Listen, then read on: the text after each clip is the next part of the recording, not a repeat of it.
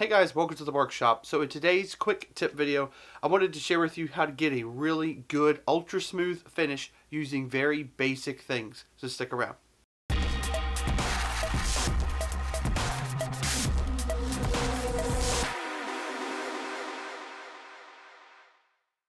So to do this technique, it's going to be really simple. The whole thing revolves around just using simple sandpaper. You could use something like a cabinet scraper. Most homeowners aren't going to have access to these card scrapers, so I don't even really use them myself. I have them, but I just don't tend to use them a lot. I just use sandpaper. So you're going to want to start with 120 grit sandpaper, then we're going to move to 220 grit sandpaper. But this all begins first with the brush, and when you're applying your polyurethane, or in my case I'm going to do polyacrylic. So this is the board that we're going to use in this demonstration. I have already prepped this board. What you're going to want to make sure you do is take your sandpaper, your 150 or 120 grit and 220, and do your sanding on this so you have it already smooth. And then the next important step is to take your finish and we're going to brush it on. But one really critical tip is always use a dedicated brush for any of your polyurethane or any of the finished final coats that you're going to put on.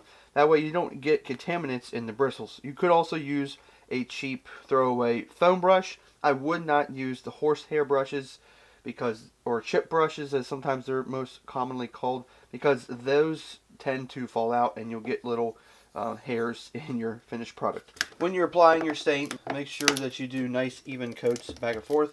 Another tip to do with this is to look at it from an angle, because as you apply the finish, you're going to see, of course, the wood change, but you're going to be able to see dry spots that maybe you missed because of the glare from the light. And sometimes you could put a really bright light here on a really big project to make sure that you don't miss a spot. Alright, it's covered. So now we go nice, good, long strokes back and forth. Don't do stuff like this, because then if you look back at it, like I said with the light, you'll see where your brush ends. So go straight through, and we'll let that set and dry, and we'll come back and address it with the sandpaper. Alright, so this is dry, and to the touch it is rough. So what you want to do is take a piece of sandpaper. You're only going to want to use the 120 or 150 for only one time on this. But here's the thing, you do not want to take your piece of paper, use your hand, and run it, because your fingers are going to depress through this differently. You're not going to get even coats. So just take a scrap piece of wood and put it on your sandpaper like this. I actually like to cut this into smaller pieces, but if you fold it in half and then kind of wrap this around a little bit, what it does is it gives you a flatter surface. And just go lightly, don't push real hard. Go with the grain, back and forth, knock off all the little edges, all the little particles on it.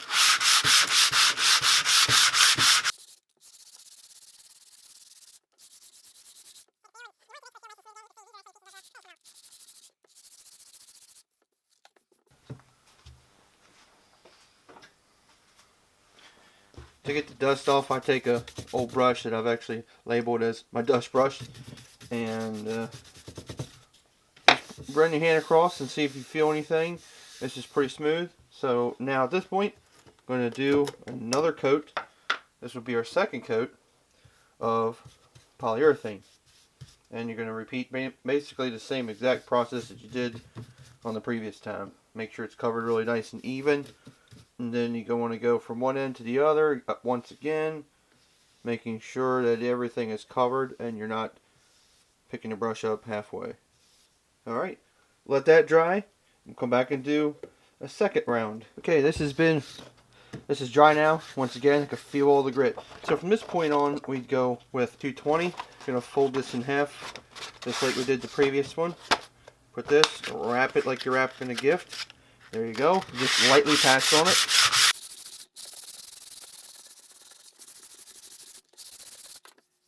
Okay. And then a third coat of your finish, doing the exact same process that we've been doing. By this time you shouldn't have to use so much, because you should be getting a good buildup. You just want to avoid having air bubbles, because air bubbles are going to do the exact same thing that any dust particles are going to do. It's going to leave that unfinished texture to it. Is doing pretty smooth. We've got a little bit of imperfections. So before the third coat, once again, take 220 sandpaper, same thing again.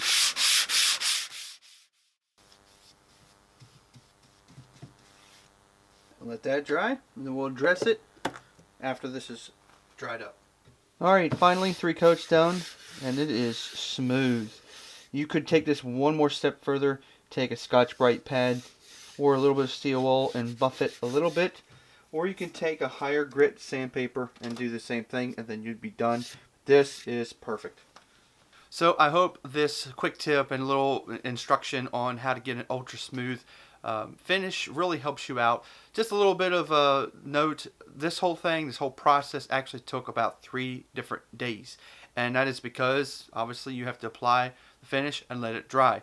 This stuff doesn't generally take 24 hours to completely dry up for you to be able to sand it and put another coat, but because of my schedule, my time, and most of us have the same amount of time between work and personal life, you might only be able to get to this once a day. So if you're going to want to do one of these ultra smooth, nice finishes, it's going to take a little bit of time to achieve, but it is worth the time and effort. So guys, thank you for watching this video.